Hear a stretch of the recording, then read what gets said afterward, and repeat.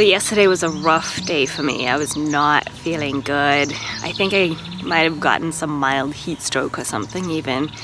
I didn't sleep well last night, and today we decided to, instead of waiting until the evening to work, we are working in the morning, trying to beat the midday heat. And this bus pull's no joke, man. I mean, I was having fun at the beginning of the demolition, but yeah, I'm ready for the demolition to be done and get to the fun stuff of actually creating a home.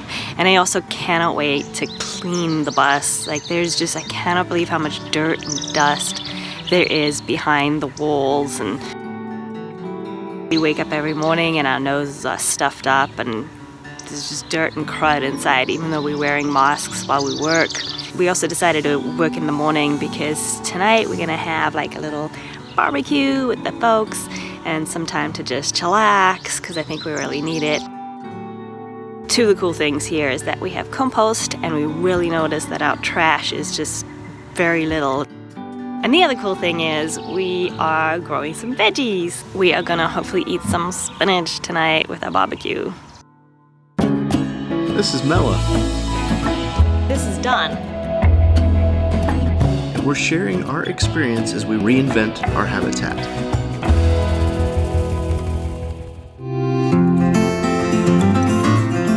So today's plan was to pull the air hoses up so we could start pulling that flooring up. Couldn't be that simple. I found out there's even more things connected to this floor that we need to unhook. And then the hole to pull the air tube through is actually too small to pull the brass through, so more things to troubleshoot. A great time to remember to always go turn your batteries off when you're working on the bus.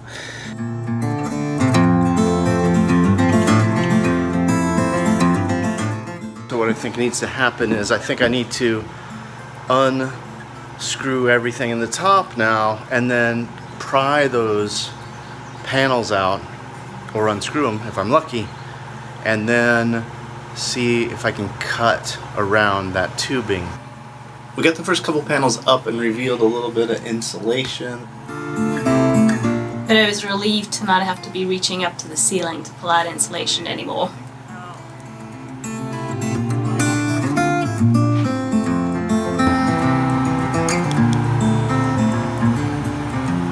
Think about that. So I just realized one of the big benefits of filming this, not just to share, but also so I can look back at the videos and remember how the bus was put together. Note to self, down here where the flooring meets the frame, they got this super thick, rubbery, sticky layer, like it makes it a shock absorber kind of thing. It's super nasty and thick. Set this aside and try to find a replacement.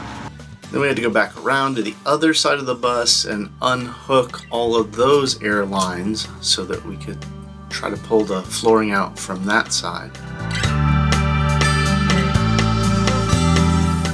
The driver's side came up pretty easily compared to how we started it. It felt like we kind of got into the groove of where we had to get the crowbars wrenched in to pull things up.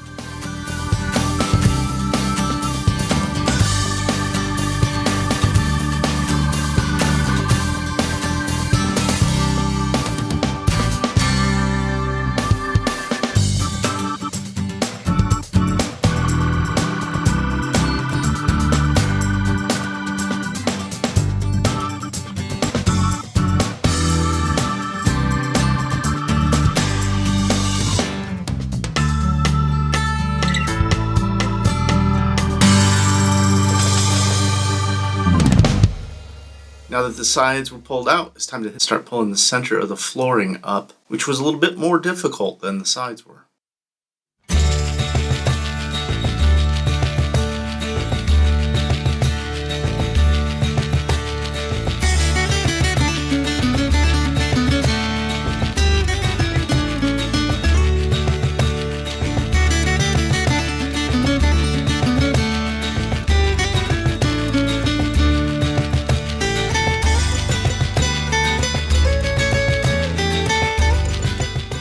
When we took the center panel off, we discovered there was a rubber.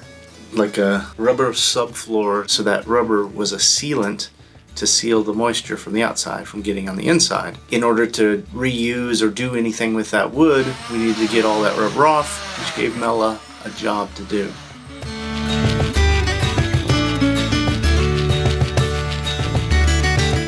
What do you think about that one?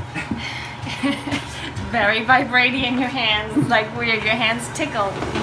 And it takes it off like a piece of cake.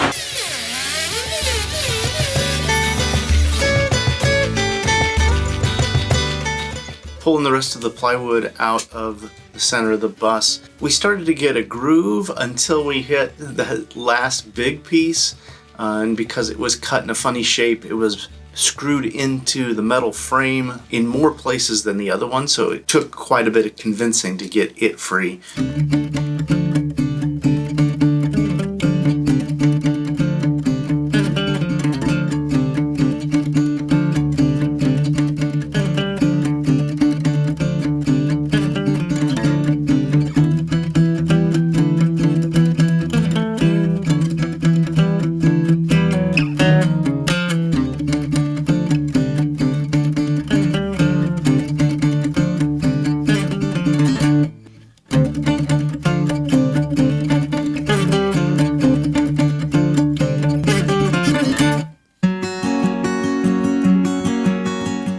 And then the last little bit of plywood we had right behind the driver's side, of course, was the most difficult to get out.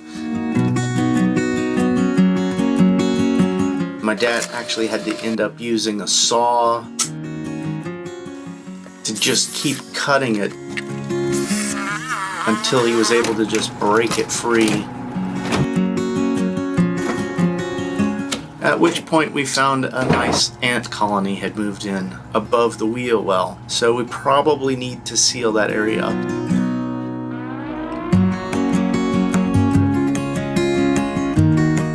Our progress has felt really slow and we feel like we're not getting anywhere, but it's good for us to go back and look at where we started, the beginning of the bus, and where we are now. Now that we don't have a floor, you can see right through to the ground, and it's quite a balancing act to walk around in the bus now. It's not, you gotta really watch your step. It's easy to slip and fall down into the luggage bays.